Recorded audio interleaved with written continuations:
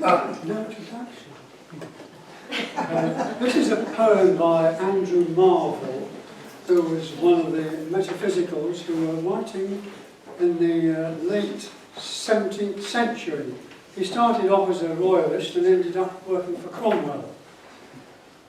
The metaphysical poets were always trying to produce extreme conceits and similes that just seemed ridiculous. And this is a good example of that. He's trying to basically say to his bird, for goodness sake, stop messing about. I'm not going to say compliment you and coddle you forever. Let's get down to it. Right, to his coy mistress. Had we but world enough and time, this coyness, lady, were no crime. We would sit down and think which way to walk and pass our long love's day. Thou by the Indian Ganges side shouldst rubies find. I by the tide of Humber would complain. I would love you 10 years before the flood, and you should, if you please, refuse till the conversion of the Jews. My vegetable love should grow vaster than empires, and more slow. 100 years should pass to praise thine eyes, and on thy forehead gaze. 200 to adore each breast, but 30,000 to the rest. An age at least to every part, and the last age should show your heart. For, lady, you deserve this state, nor would I love at a lower rate. But at my back I always hear Time's winged chariot hurrying near, and yonder all before us lie deserts of vast eternity. Thy beauty shall no more be found, nor in thy marble vault shall sound my echoing song. Then worms shall try thy long-preserved virginity, and your quaint honour turn to dust, and into ashes all my lust. The grave's a fine and private place, but none, I think, do there embrace. Now, therefore, while the youthful hue sits on thy skin like morning dew, and while thy willing soul transpires at every pore with instant fires, now let us sport our whole way as we may. And now, like amorous birds of prey, rather at once our time devour, than languish in his slow-chapped power. Let us roll all our strength and all our sweetness up into one ball, and through the pleasures, tear our pleasures rough with strife through the iron gates of life. Thus, though we cannot make our sun stand still, yet we'll make him run.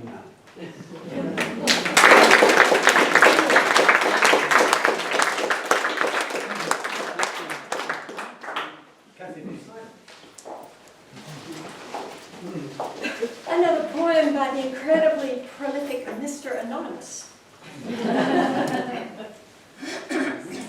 He grabbed me round my slender neck. I could not shout or scream.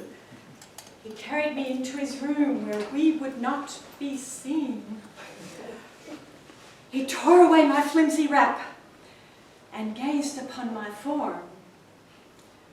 I was so cold and still and damp, while he was wet and warm. His feverish mouth pressed into mine. I let him have his way. He drained me of my very self. I could not say him nay. He made me what I am, alas. That's why you find me here, a broken vessel, broken glass, that once held bottled beer.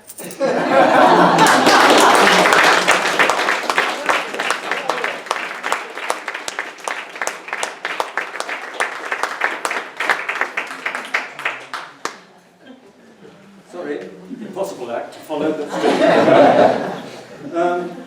this one is called I Worry More by David Feiler, who I didn't know, but I thank Vivian Furtwängler very much for sending this to me.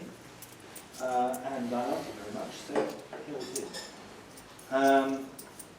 It's inspired apparently from Seamus Heaney, who wrote, apparently in one of his elegies, a father's no shield for his child. I know nothing about David Feiler, except that he was born in California and that his son lives in Chicago. I worry more now that my son is out on his own, earning a handsome salary back east. How big the country is, and how many ways to navigate it. He's free to cross his streets without a father's help. A father's caution, practice reading the signs. And though I must admit he's doing well, anything could happen. And he's still mine to fret over. Finally, I understand my own father's silence. Not uncaring, as I once thought. It's the brave wordlessness of love and wonder, and no little fear. Two fathers, now watching from their distance. Two sons who risk the futures they will miss.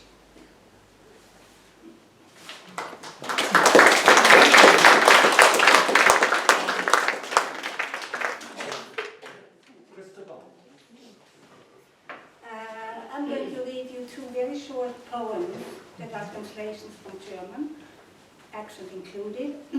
And the one is German, the other one is Austrian. They have three things in common. They both were born in the 1870s. They both suffered very poor health most of their lives. And they both lived for a considerable time of their life in Switzerland. Well, the German one is Christian Morgenstern, who is known as, he has also written different kind of poetry that had to do with his condition. He caught TB when he was in his early 20s, and that's how he spent 2 years in Swiss sanatoria. He is, however, widely known among German speakers for his absurd and comic poetry. You can call him a forerunner of absurd literature. He died in 1914 of the consequences of his illness in Meran.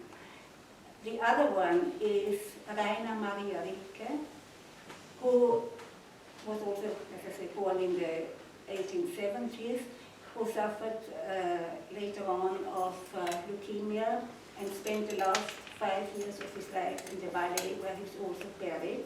And he wrote quite a bit also in French. He was born in Prague, of a German-speaking family. Perhaps not everybody knows that the very first German university and first university in Central Europe was founded in Prague in 1348. So there has always been a large German population in Prague until the beginning of the 20th century. He soon, already as a student, he left Prague, lived in Germany partly. He married a German woman, lived near Bremen. They had a daughter.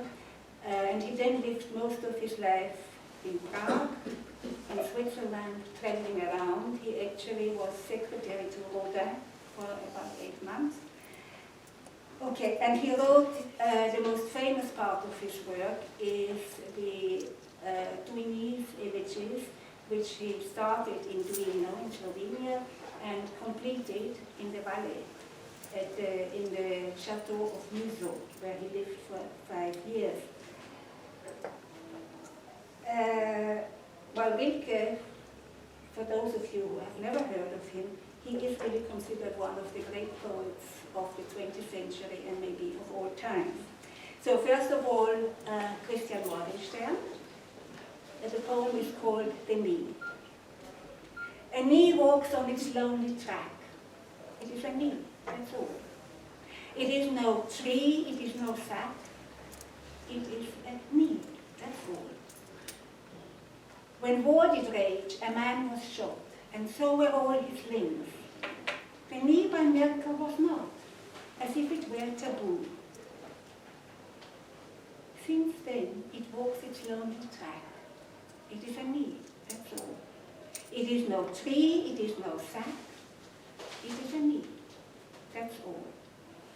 And the second one by Rilke, on the surface totally different, and yet I think there is a kind of common denominator between the two.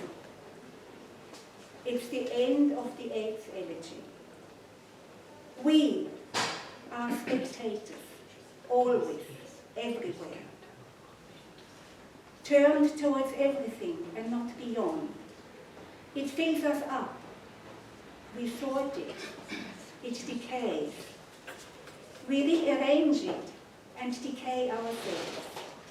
Who then has turned us round like this, that we, whatever we may do, are in the posture of someone moving on? For as he turns on the last hill, it shows him one more time all of his valley, and lingers for a while. So we are too in a permanent goodbye.